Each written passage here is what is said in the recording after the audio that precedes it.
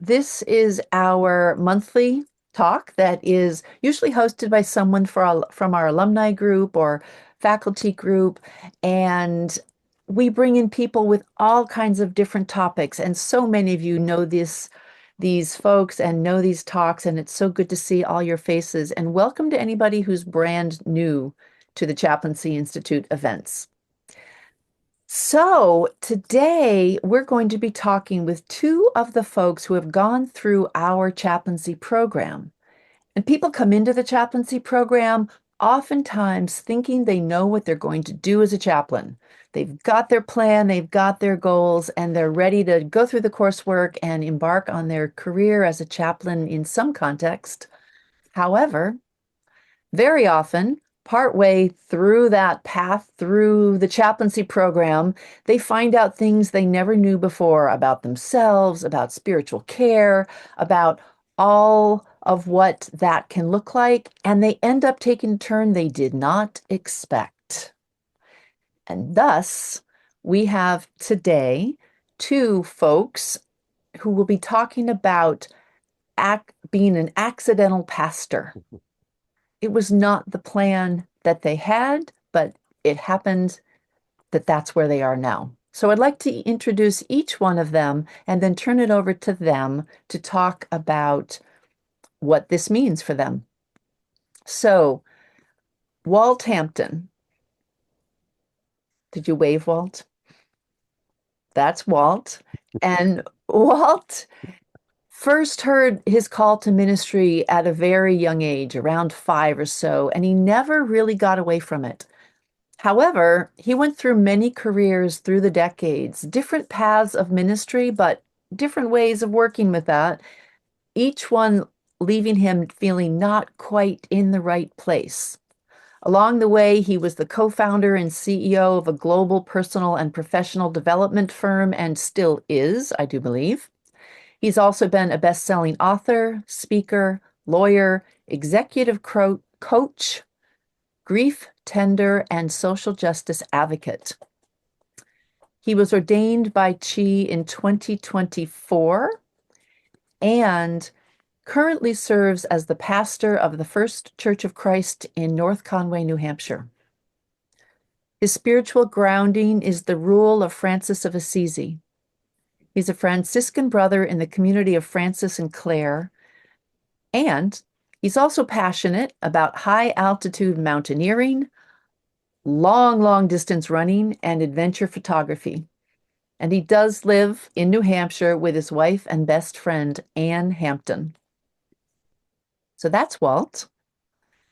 Bonnie Lange, I didn't say Reverend Walt and Reverend Bonnie, as they are, of course. Reverend Bonnie embraced her call as an interfaith minister and chaplain as an encore career also, and says that it's the best work of her life thus far. Originally from Minnesota, Bonnie had earlier careers after earning her MBA as roles in marketing and training and development at Clark College, Hewlett-Packard, Treetop, and the Pillsbury Company. So like Walt, Bonnie's done lots of different things. She was ordained at the Chaplaincy Institute in 2019 and now serves as minister at La Selva Beach Community Church, which is an open and affirming congregation of the United Church of Christ. She also, along the way, has volunteered with hospice in Santa Cruz and also on the Pastoral Care Committee of Peace United Church of Christ in Santa Cruz. And she also, not at all small detail, serves as the president of ChI's board of directors. She and her husband, Bob, live in SoCal, California, and enjoy time with their two grandchildren on the beaches of coastal California. So welcome, Walt and Bonnie, and I know you will each be speaking to 3 different points about being an accidental pastor. So I'm going to turn it over to the two of you to take it from here. And thank you so much for being here. Great. Sounds like we're legends in our own minds, Bonnie. You could suspect that. Yes, indeed. Should I go ahead, Walt, with the first I point? I think so, yes. Okay. So Walt and I spent all of 90 seconds planning this, so it'll be a little casual. And we're also going to encourage you to make note of any questions you have along the way. We're very happy and open to responding to those. So when I talk about being a pastor now, I call it God's little joke because while I was going through ChI, I Carrie, the community minister, was one of my fellow students, and we talked about what we would do. And I was bound and determined I was going to be a hospice chaplain. After all, that's where my heart was. That's what I had been using as an avocation and an interest area for a big part of my adult life. And when Carrie would say, well, what about congregational ministry? I would say, oh, no, that'll never work for me. I know what happens in that job, and why would I ever sign up for that? So that's why this is God's little joke. So, as Katrina mentioned, for 3 decades, my day job was marketing, training and development, and a few other things. First in the food industry, where I became an expert in canned corn and apple juice, everybody's life aspiration.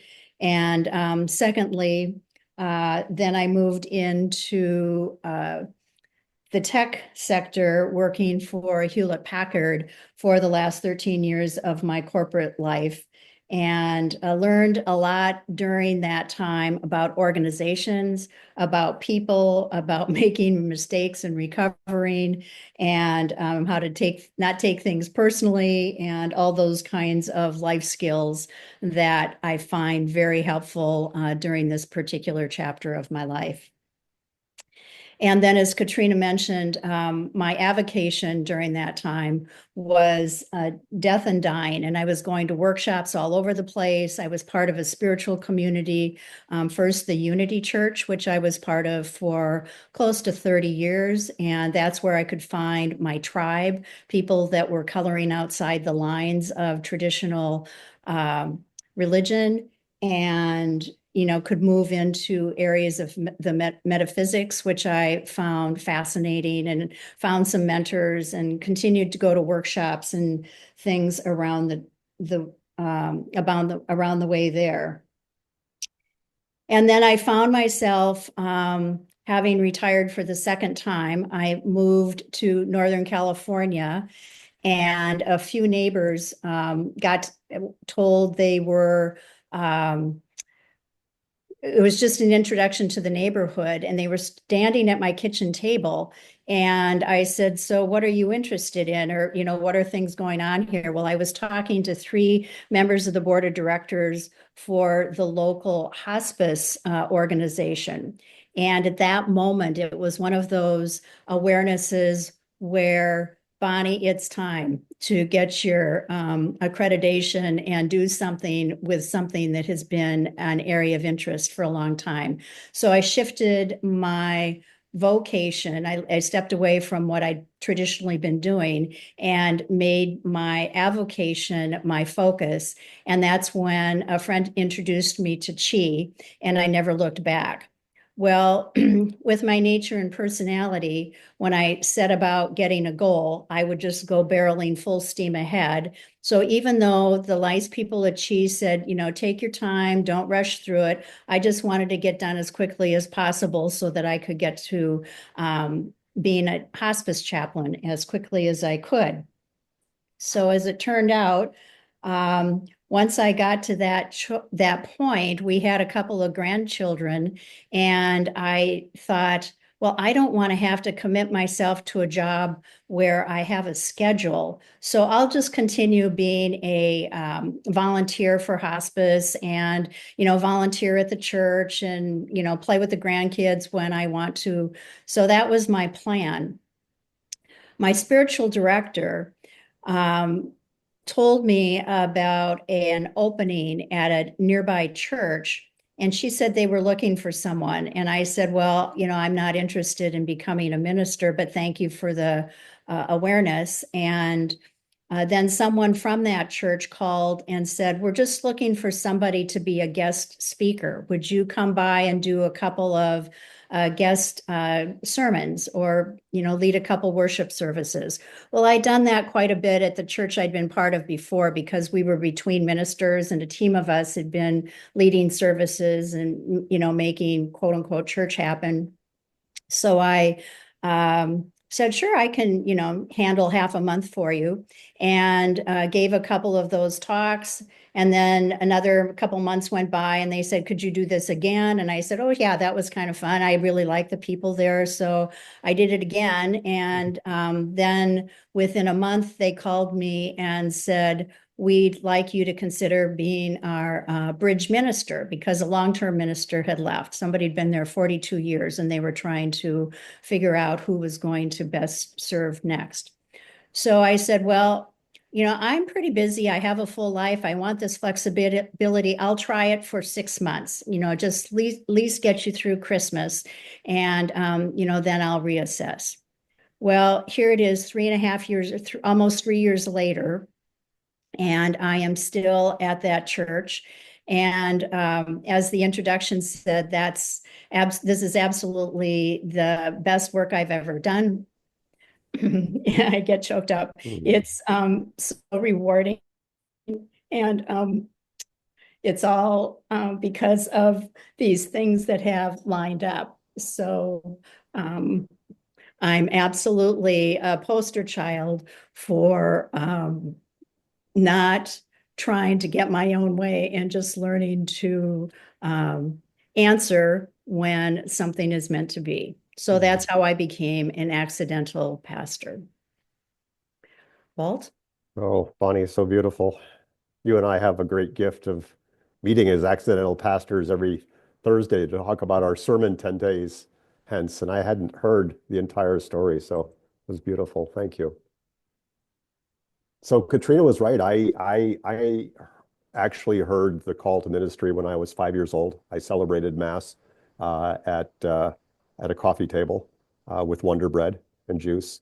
I'm the oldest son of an Irish Catholic mother and deeply steeped in high liturgy and Roman Catholicism. And as the oldest son, was destined to go to seminary to become a priest, and I dutifully obliged and went to seminary, all of high school and 2 years of college. And I actually loved the seminary, just adored it, and really envisioned a life as a priest. And in fact, began my journey toward the Franciscans at that time.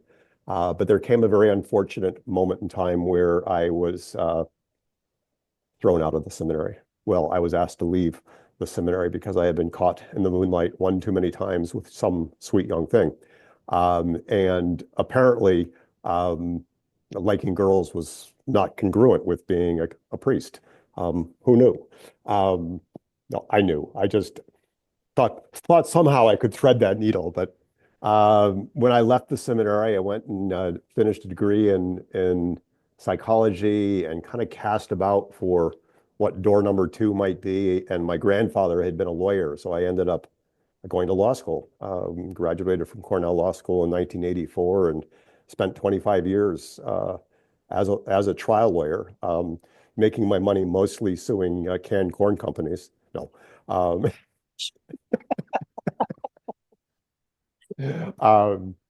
I was a managing partner for 20 of those years, and was successful at it, but never, never, ever, ever full. Always empty in that time. And while I went into it because I thought I was going to help people, the adversarial process just wore me down. And in the middle of that journey, I went to Hartford Seminary and did a big chunk of Masters of Divinity work, thinking I was going to become an Episcopal priest, and came this close to the Episcopal priesthood at the time. But in my last interview with the bishop, he hated me and I hated him. He was looking for a good foot soldier in a very narrow hierarchy that he presided over, and I was not the right fit for him. And so I left that too, and still very, very sad. And this is 2008, for 2005. My amazing wife, Ann, and I were married in 2007, and we created this business that we have now 18 years later, a global personal and professional development firm and publishing company. We moved to Ireland for a decade, had a great life, came back after COVID. There was still something missing, though. After, even with all this good stuff, I continued to feel the call to ministry and literally stumbled over ChI. Actually, it was less than a stumble. Our colleague, our ChI colleague, Reverend Whitney Wilkerson, and I have known each other for many, many years, a friend of Ann's, and she recommended the Chaplaincy Institute, and that's how I ended up there. And when I came to the first retreat, my very first conversation was with Reverend Elizabeth Becker, and she was asking me my story, and I gave her a story much like I'm giving you right now. And I said, I've always felt like this spiritual um, misfit toy. And she looked across the lunch table at me and she said, "Welcome to the island of misfit toys." And it was such a wonderful moment. I mean, it's still such a moving moment because I felt at home immediately at ChI, and it was a grand journey. Um, I began the journey with a very cerebral exercise with the director of admissions, who happened to be Katrina at the time, and she asked me what I thought I would do with my ministry, and I gave her a very learned answer, some bullshit about teaching at Georgetown or um, uh, it sounded very smart at the time. I eventually copped to the fact that I had no clue and asked her if she knew, and she kind of grinned and hinted that she might know, but I asked her to tell me, and she said she wouldn't. But fast forward, it's my ChI talk tonight. You can shake your head all you want. So in this time, I did move to New Hampshire from Ireland, and I was involved in my own. I'm a card-carrying Episcopalian still. I got involved in my Episcopal church here in the Mount Washington Valley, and the rector of the church said, "You should come and join our clergy group." And so I became the token seminarian in the clergy group. And it's an amazing clergy group. And if any of you have any desire for good support, check out whatever your community clergy groups might be. I think we have a rare one. We have 25 or 30 very active clergy from truly interfaith, and we meet every Tuesday for an hour together and collaborate. But the short story is that as the token seminarian, I was free on Sundays. And I began to get invitations to preach. And I thought, well, that's kind of cool. And so I began to preach quite frequently from time to time in various churches around the Mount Washington Valley. And it was great fun. I really liked it. And there was this one church I started coming back to, and it was the Congregational Church. Now, I don't know, I must have skipped that class in John Mabry's course, but I had no clue what congregationals were. But I actually fell in love with the progressive nature of this community. And after 3 or 4 times, they seemed to be falling in love with me as well and approached me, like with Bonnie, would I consider being a bridge pastor? Because they'd been in search for 2.5 years. And I spoke with my spiritual director, and he said, it'd be kind of cool. It'd be like a paid internship. It's not something you're ever going to do, but while I was in the process of getting ready for ordination at that time, those three months or so before ordination, I said, okay, I'm going to do this bridge pastor gig, and I loved it. It was really, really fun.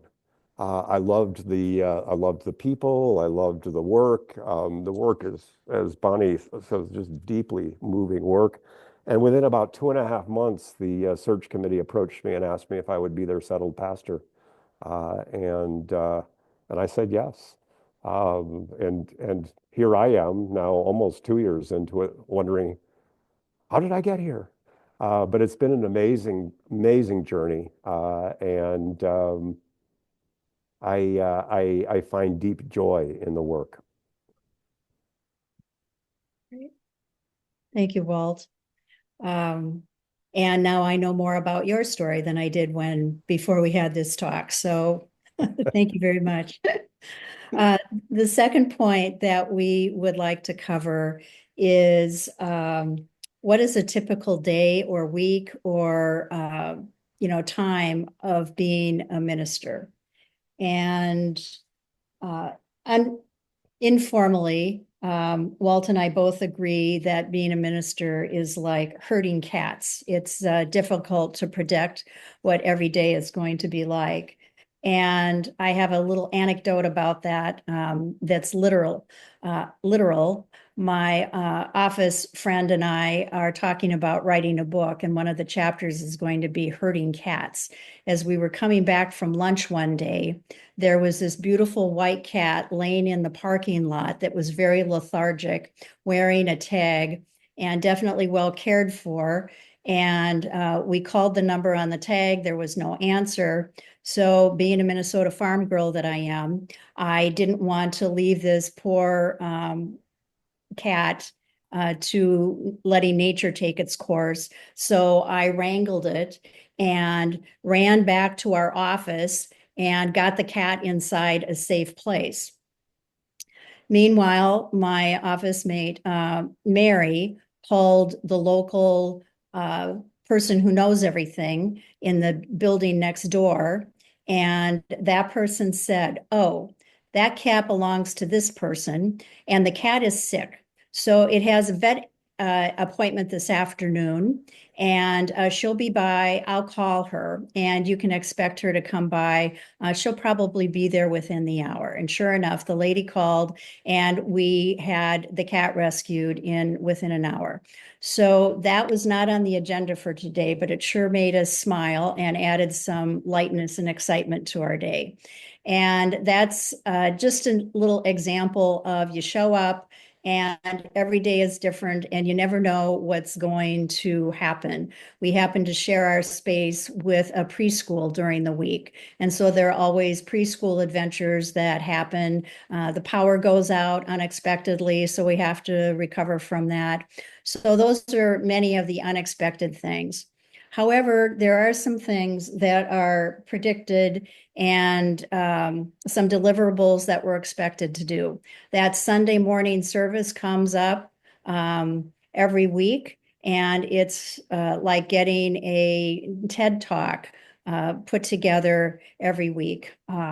So that's part of what happens. And in my position, which is 3/4 time, I coordinate that with a music director, the person who does the slides, a tech team, and the deacons who are responsible for snacks and flowers and communion. So depending on what's going on, I start out with a sermon topic and then flesh it out with a couple of sentences. And then we take that and craft the rest of the service around that. So that happens every week, whether we're ready or not.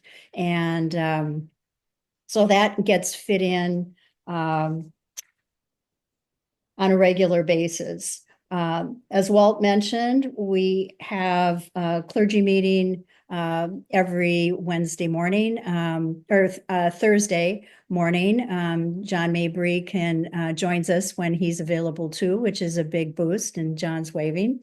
And that's a highlight because it helps plant seeds for what message to deliver the following week. So in the back of my mind, that is a running dialogue. Is there an idea for this? Is there something in the news? Is there an article?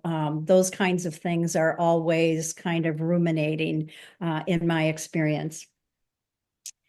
And then there are the regular meetings that I know Walt has probably a longer list than I do, but there's a council that meets, there are deacons that meet, we have an open and affirming committee. I'm part of that.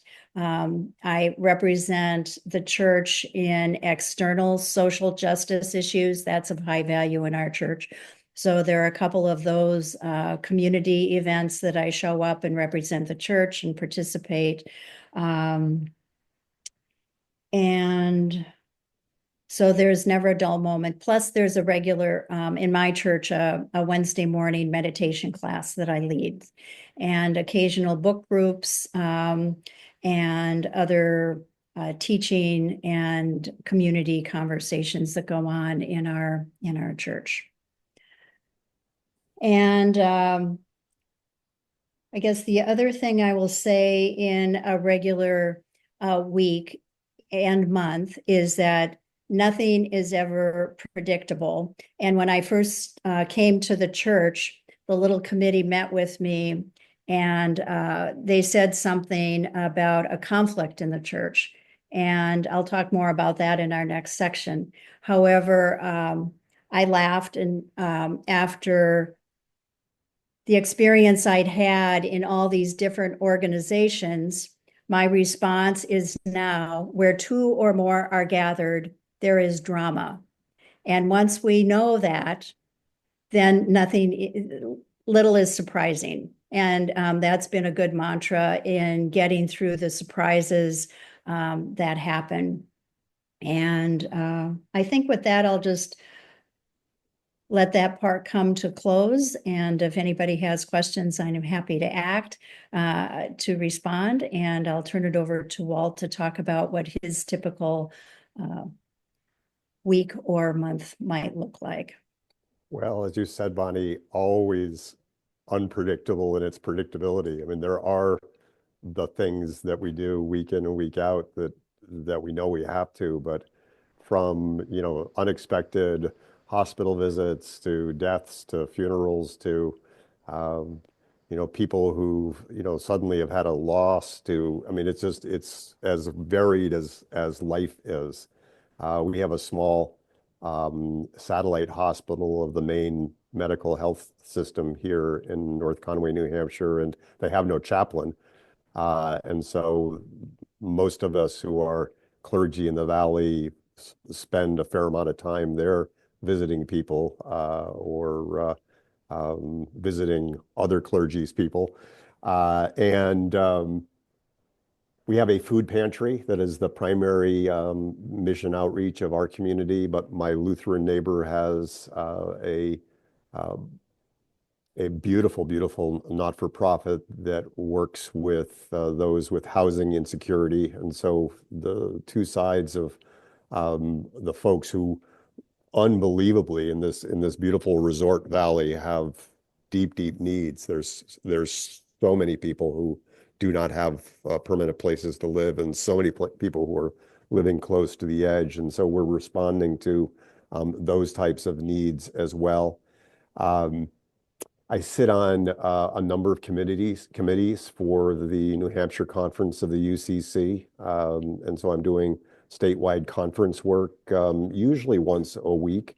In addition to the meetings that Bonnie refers to, I don't think we could go head to head with the list, but it's finance and social justice and mission and outreach and just the list goes on and on.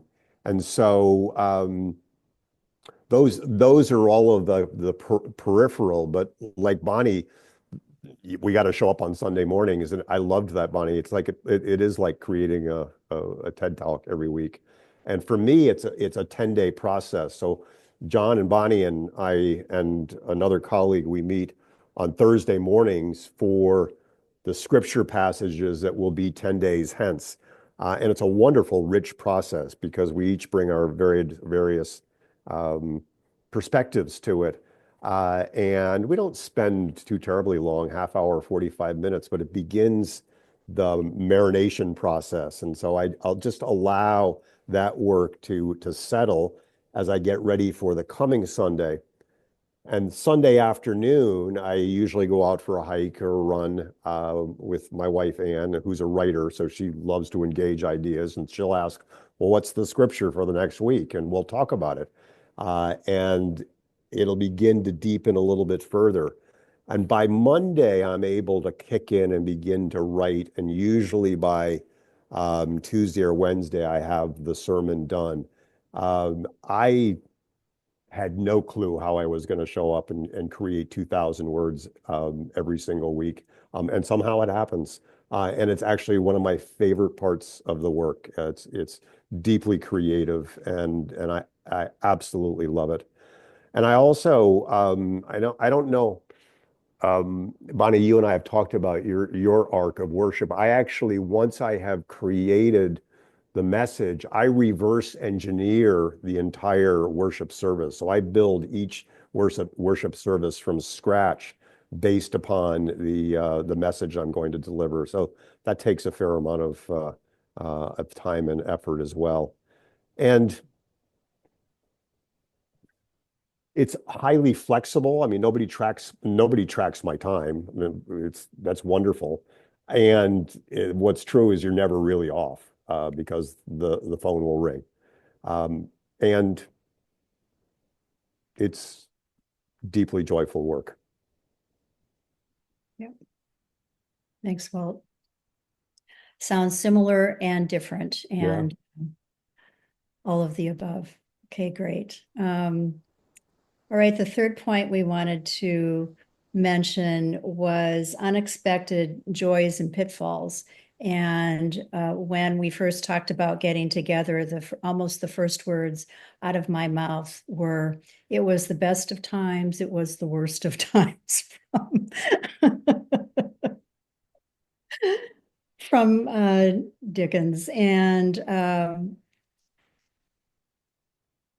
I find that this church or this work is well suited for people who don't mind intensity. I think that's, you're alive, that's for sure. And I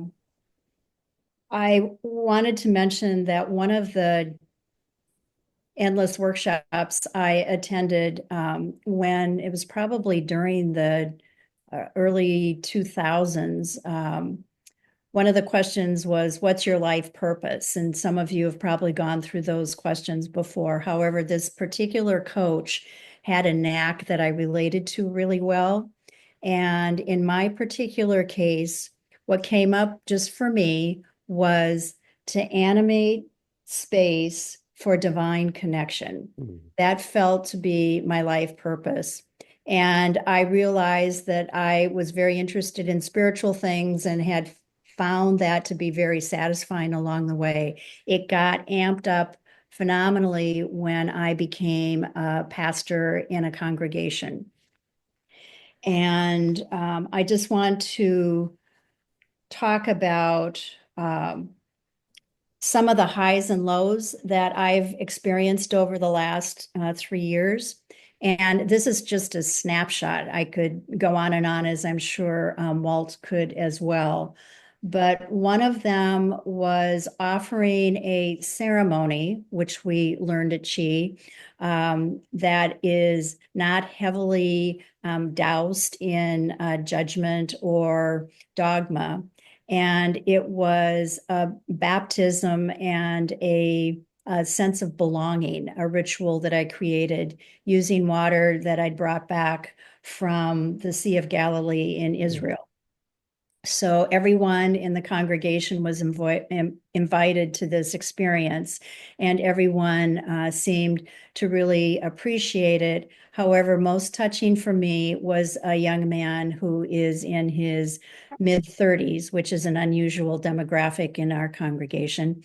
And he came up and let me know that he had never been baptized, and it always felt like something missing for him. So for him to have that opportunity was healing and changed the way he felt about himself. So it's that kind of transformation to witness and just be part of that is unlike anything else I've ever been around.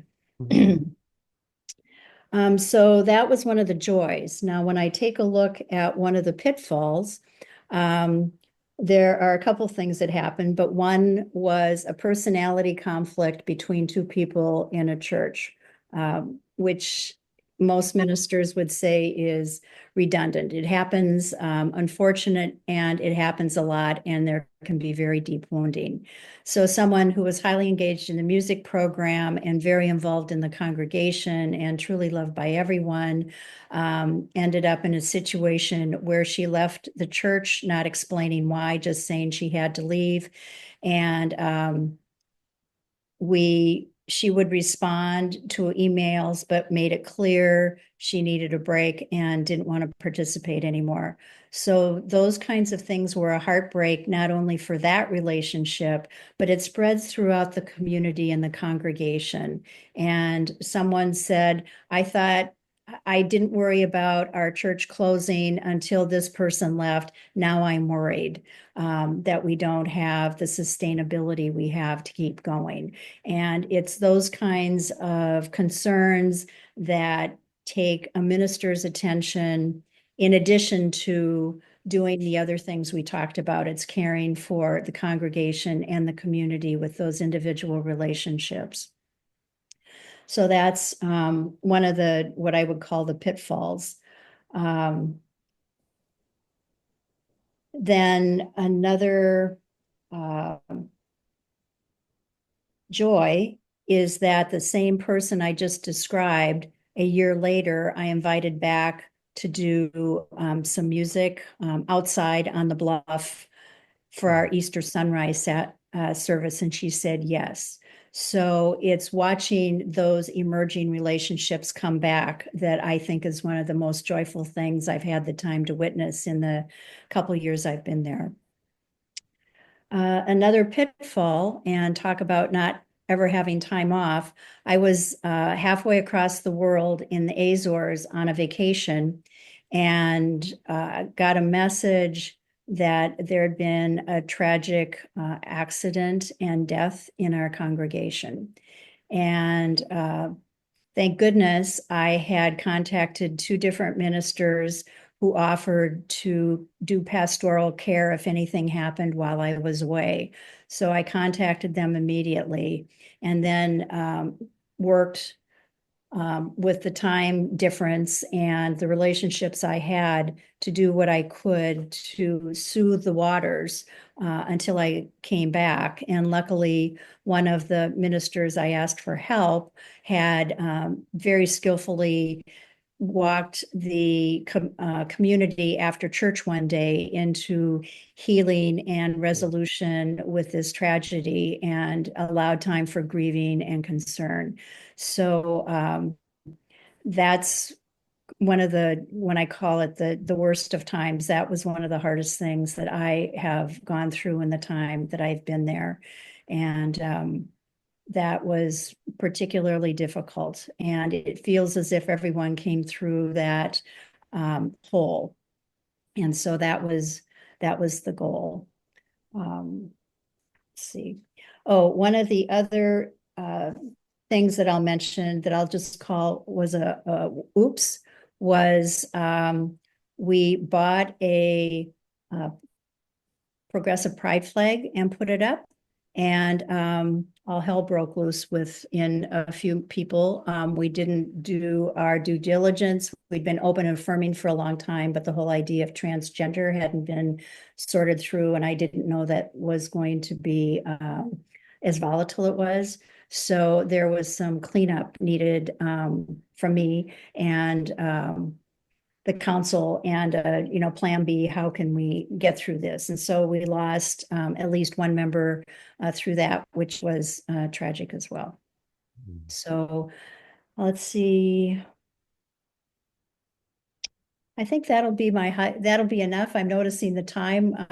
We're getting close to the allowing time for questions. So I'll just put it over to you, Walt, and you can identify some of the highs and lows from your perspective. It is the best of times and the worst of times, and it can all be in the same genre of work.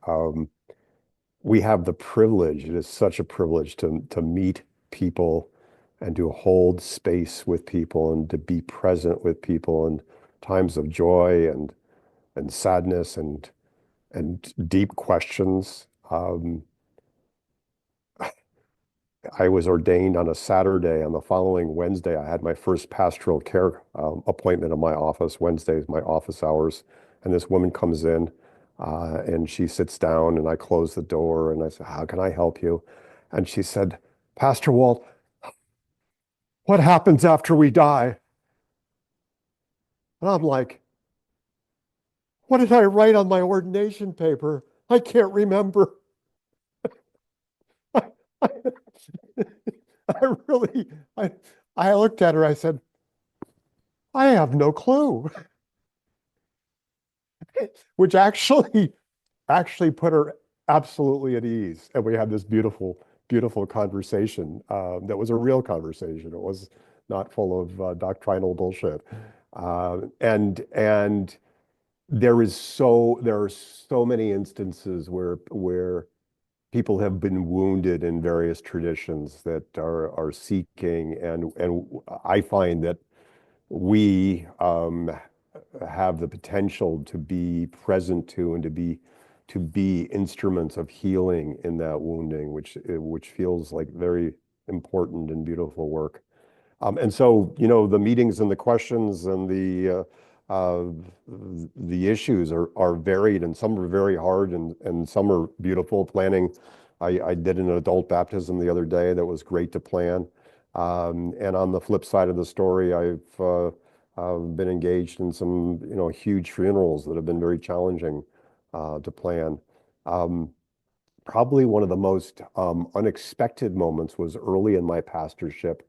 A clergy colleague who was a UCC minister as well and a member of our church, died unexpectedly. I got the call to the hospital, and she was sitting on her bed with her briefcase open. And she said, "Come on in and sit down, Walt." I said, "Well, Jerry, what are you doing here?" And she said, "Well, they've discovered I've got cancer and I've only got a few days left to live." I said, "What?" I said, "That can't be right." Um, and she wanted to get right down to business and talk about what she wanted for her funeral, which we did. And I went back the next day and I went to visit her. And I said, "How you doing, Jerry?" And she said, "I'm really upset." I said, "What?" She said, "I went to bed last night, um, and I had this dream that I had died and gone to heaven. It was amazing. And then the nurse woke me up. I was like so upset. I said, "Really?" She said, "Yeah, I am." And this was such a disquieting moment for me. She said, she described what her expectation of the afterlife was for her was like going to Disney World. It was like this woman, she was 80 years old. It was this woman like had this vision of Disney World and she could not wait. And she had lived this rich and full life. And it just like if I had hair, it would have blown it off. Um, and so it was a great joy then to be able to celebrate her life and to lead that. And so it's all these highs and lows throughout it. The pitfalls are many. It's people and all sorts of people from all walks of life. And I think I've talked to many of my ministerial colleagues. It is, a small town community, even if it's larger communities. It's all of the gossip and the back channeling that comes with it.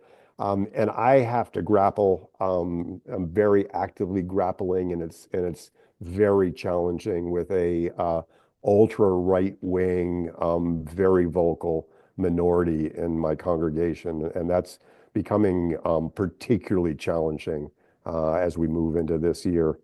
But the variety keeps it spicy day in and day out.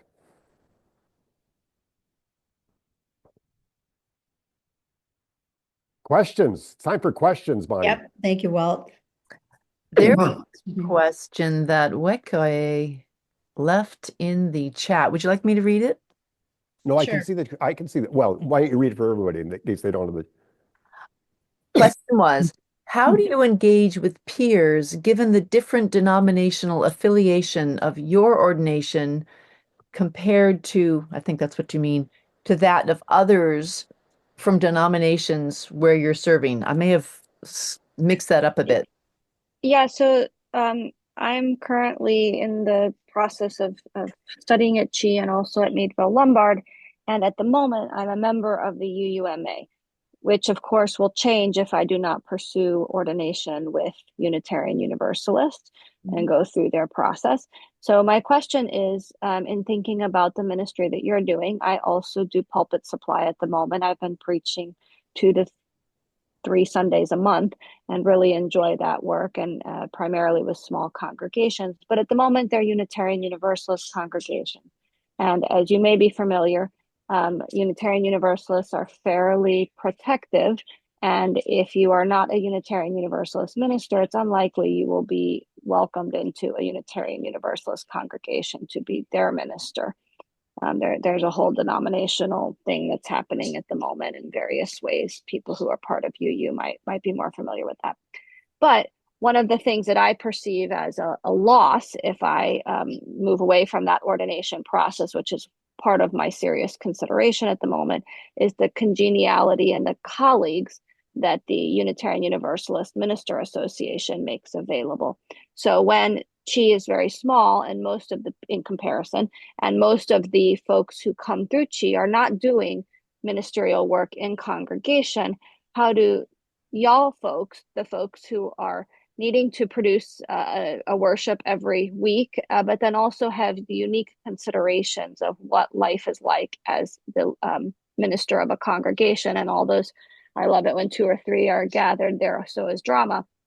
How do you have that collegial support that allows you to refresh yourself week after week and have those colleagues that you can go speak to when your denominational affiliation is non-denominational and compared to the organizations that you're serving? I've got a very quick answer. Walt might have a little bit more.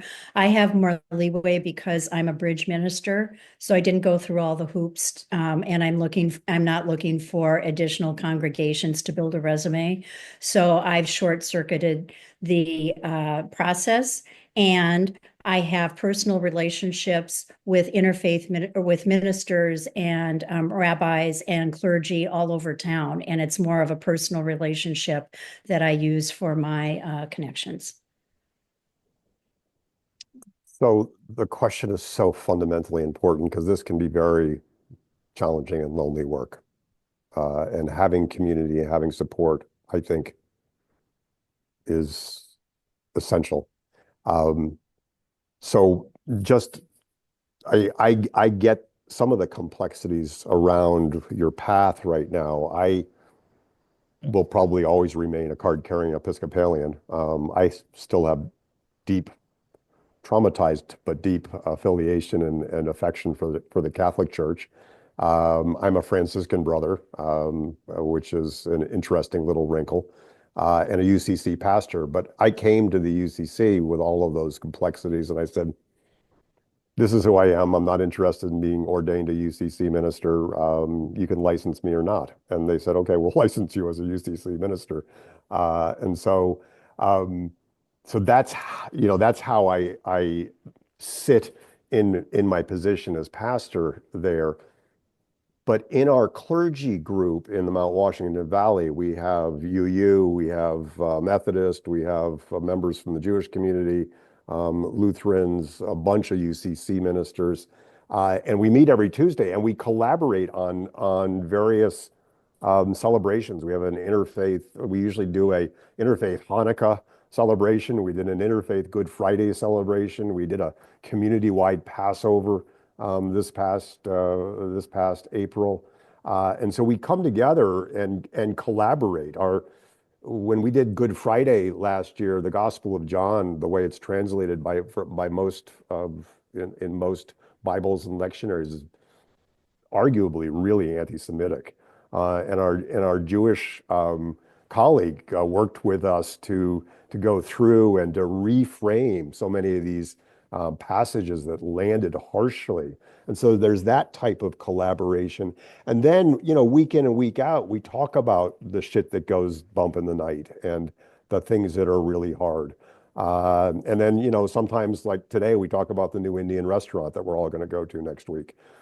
So, it just having community matters. So that's an essential part of my week.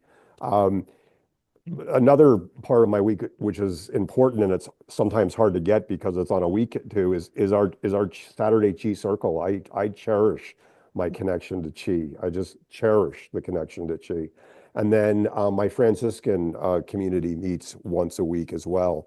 And so I feel very rich around that. And then of course, as we've talked about, Bonnie and John and I and our colleague Catherine meet once a week. So being surrounded with people that aren't necessarily doing the same thing but honor what you're doing and we'll step in and support you when you can.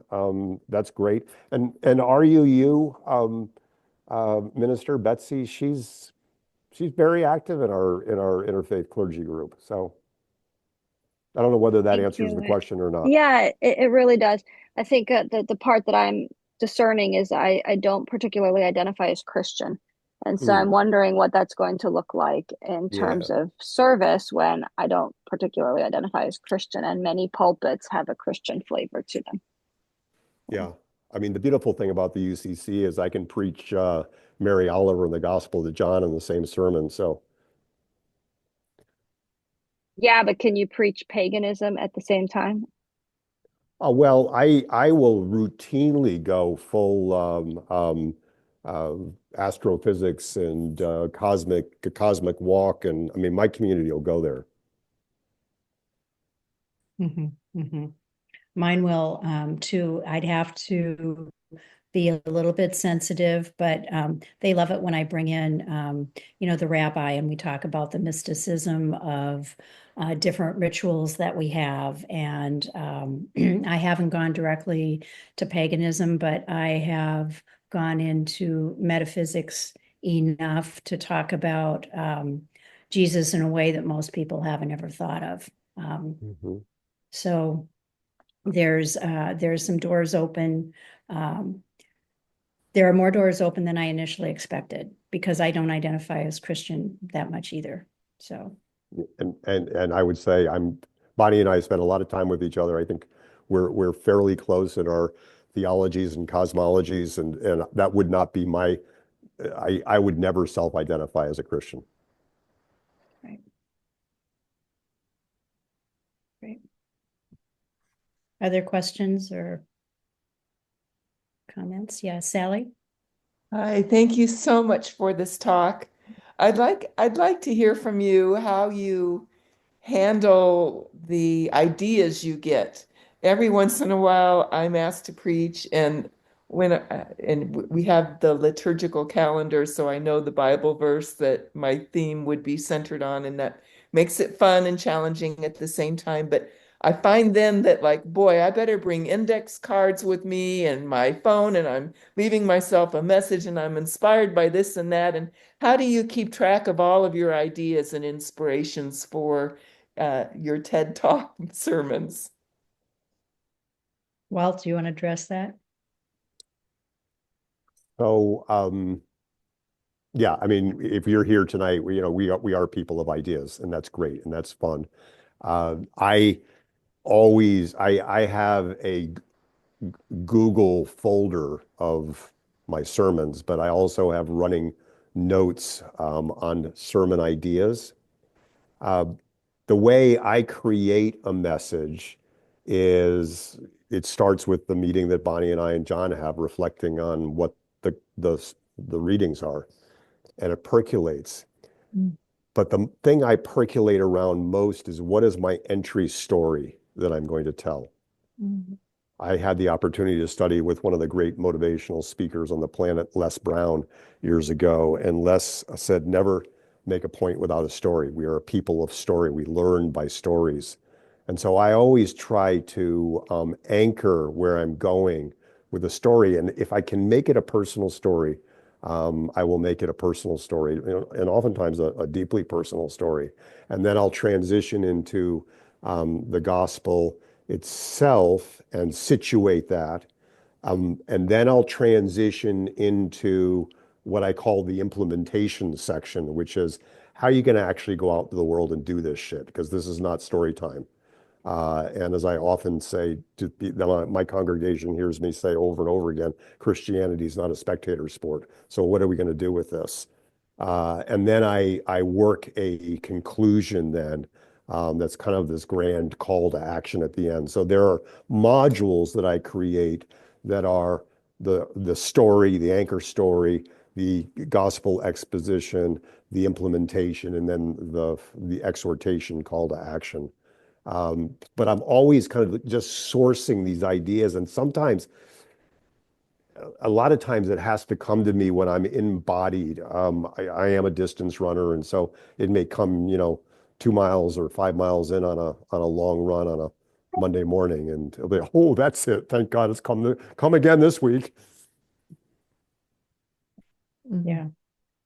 So Sally, the only add I would have is the tool I use to just dump every idea that shows up for me. I just create a Word doc that I keep adding to over, the course of a week. And this idea, this idea, this idea, this idea, this idea, this idea.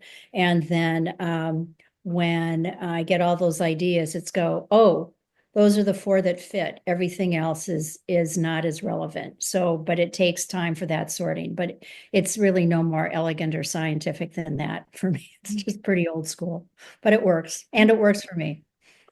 So Bonnie, where Walt kind of had his all simmered and organized and somewhat ready Tuesday or Wednesday, are you still percolating and crafting your message later in the week?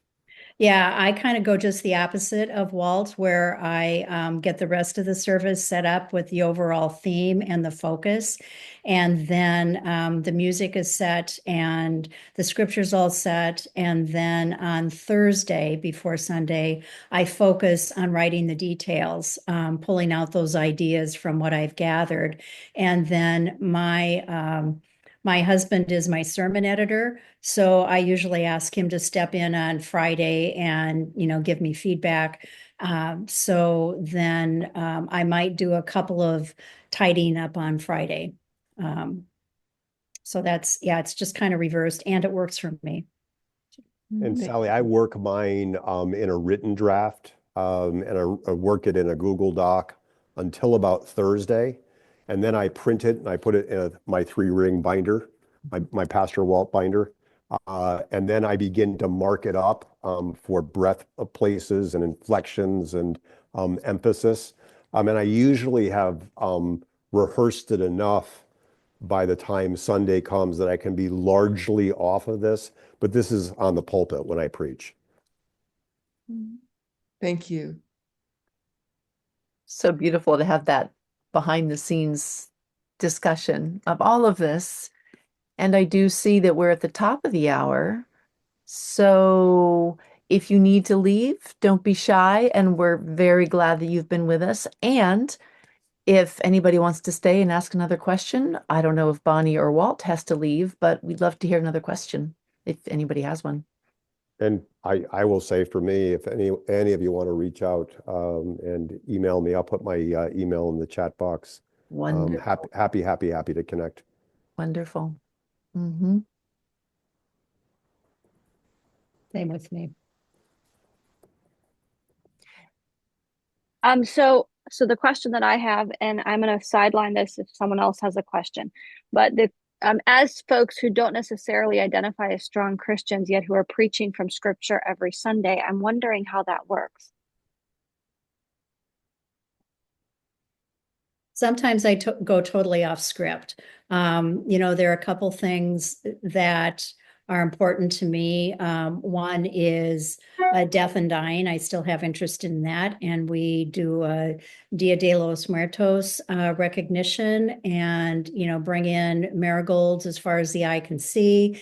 And I have a variation on, what death, which is a universal experience, means. And I don't apologize for not focusing on whatever the lectionary is at the time.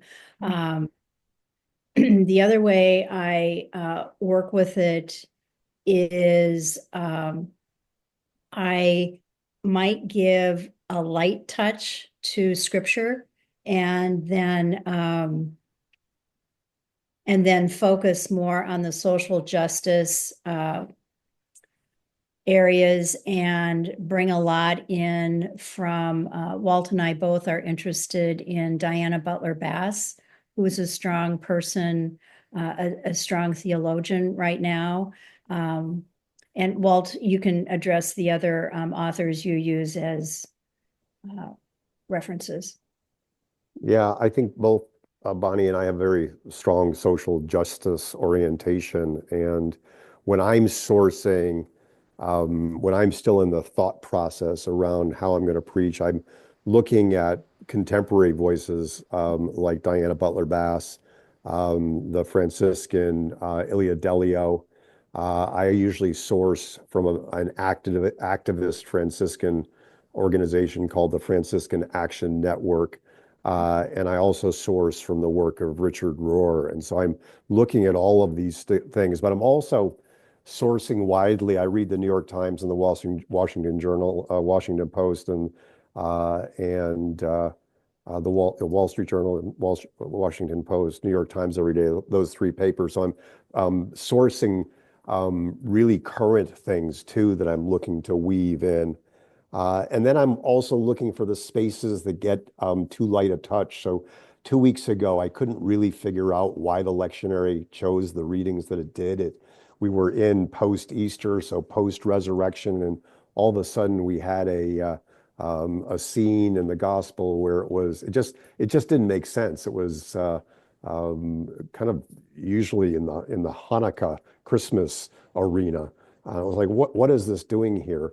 And so I thought, well, what would be a good thread to pick up? And I decided I would go with a different rendition of the resurrection moment seen through the eyes of Mary Magdalene, and then pivoted to the Gospel of Mary Magdalene and preached on the divine feminine and the threat of the divine feminine, and how sorely horrible it was that a bunch of old, decrepit white men in 325 eradicated the voice of the divine feminine.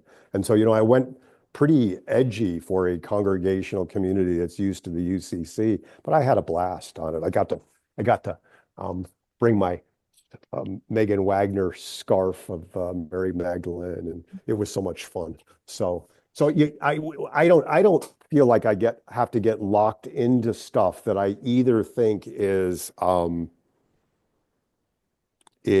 irrelevant or injurious. I mean, I grapple with a lot of the Pauline stuff as misogynistic and just whacked. And so we'll rarely go down a Pauline thread. So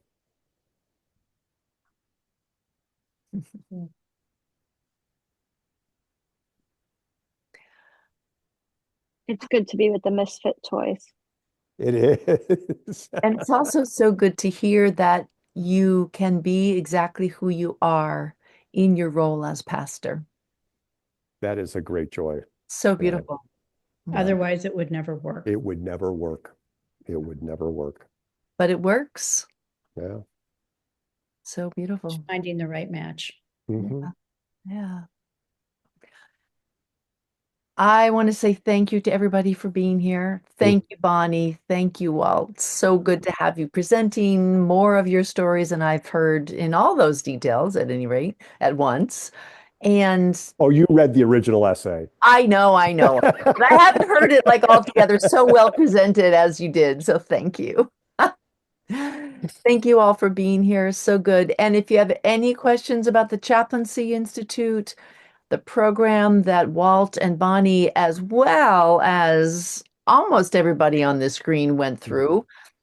We have Sally and Lou were both alumni, as well as myself, and Wekoye is the current student here at ChI. So I'll put my name in the chat, my email address, I mean, and you can always email if you have questions about the program and you want to know more about what we do. I have to type at the same time as I talk. Such a joy to be with you all tonight. Thank you. Such a joy. Yeah. Thank you all. Take care. Be well. Have a good evening. Thank you, Katrina. Bye bye. Bye.